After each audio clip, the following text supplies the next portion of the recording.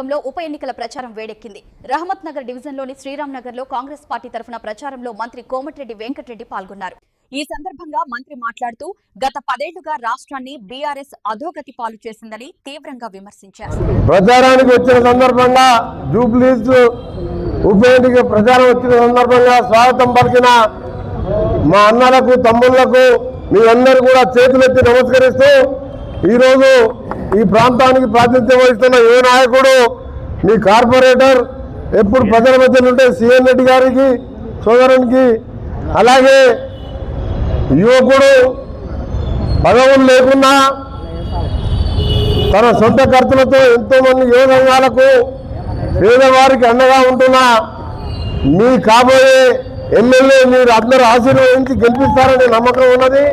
మీ కాబోయే ఎమ్మెల్యే నవీన్ యాదవ్ సోదరునికి, అలాగే మా అన్న మా ఆర్టీసీ చైర్మన్, మా డిపార్ట్మెంట్లోనే రోడ్ కార్పొరేషన్ చైర్మన్గా ఉన్న మల్లెడ్డి రామన్న గారికి, టూరిజం చైర్మన్ రమేష్ రెడ్డి గారు, మా అక్క చెల్లెల నాయకులకు, ముస్లిం సోదర సోదరులందరూ కూడా నమస్కారాలు తెలియజేసుకుంటూ, మా భవానీ శంకర్ మరొక ముఖ్య నాయకుడు, చాలా సీనియర్ నాయకుడు, మీ అందరూ కూడా నమస్కారం తెలియజేసుకుంటూ నేను చేసే విజ్ఞప్తి ఒకటే, మీకు తెలంగాణ వచ్చి 10 సంవత్సరాలైనా ఏ పేదవారికి ఒక రేషన్ కార్డు రాలే, ఏ పేదవారికి ఒక ఇల్లు రాలే.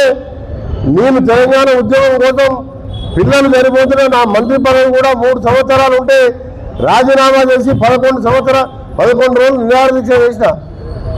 కానీ ఎవరు బాగుపడ్డారా అంటే 4 కోట్ల మంది కోసం సోనియా గాంధీ ఆంధ్రప్రదేశ్లో తెలుసు, తెలంగాణ ఇస్తే మొత్తం కూడా ఆంధ్రప్రదేశ్లో కాంగ్రెస్ పార్టీ వార్డు మెంబర్ కూడా లేడు ఇప్పుడు. అయినా సరే ఎందుకు ఇచ్చిందంటే ఈ 4 కోట్ల మందికి అన్యాయం జరుగుతున్నది, ఇక్కడున్న పేదవాళ్ళకి ఏం జరుగుతలేదు. హైదరాబాద్ వచ్చిన ఆదాయం అంతా ఆంధ్రాకే తరలిపోతున్నది. అక్కడ ఎక్కువ ఎమ్మెల్యేలు ఉన్నారు, ఇక్కడ పిల్లలు ఆత్మహత్య చేసుకుంటున్నారు, ఉద్యోగులు సమ్మె చేస్తున్నారు. ఇలా హిందూ ముస్లిం క్రిస్టియన్ సోదరులు అందరూ కూడా సకల జన్ల సమ్మె చేస్తున్నారు. ఎంత పెద్ద ఆఫీసర్ వచ్చినా పైసా ఖర్చు లేకుండా ప్రజలు ఆరోగ్యశ్రీ పథకం కింద చేసుకునే అవకాశం వచ్చింది. అంది ఎక్కువ కూడా వద్దు, చాలా ఉన్నాయి వారు చేసిన మోసాలు చెప్పాలంటే సమయం సరిపోదు. ఈరోజు 10 ఏళ్ళు ఉన్న రేసు కేసీఆర్ ఒకటే అడుగుతున్నాను, నేను నీ బచ్చాగాలైన కేటీఆర్ హరీష్ గారి గురించి మాట్లాడే స్థాయి కాదు నాది. కేసీఆర్ నువ్వు ఫామ్ హౌస్లో కూర్చో టీవీ చేయాలి, ఒక పేదవారికి సన్నతి కావాలనే ఆలోచన ఎందుకు రాలే? 6 లక్షల కోట్లు అప్పు చేసినావు, నీ పేదవానికి ఇల్లు కట్టాలనే ఆలోచన రాలే. ఒక్కసారి గుండె మీద చేసుకొని ఆలోచించుకోవాలి. ఇంత పెద్ద ఆఫీసర్ వచ్చినా పైసా ఖర్చు లేకుండా ప్రజలు ఆరోగ్యశ్రీ పథకం కింద చేసుకునే అవకాశం వచ్చింది. అంది ఎక్కువ కూడా వద్దు, చాలా ఉన్నాయి వారు చేసిన మోసాలు చెప్పాలంటే సమయం సరిపోదు.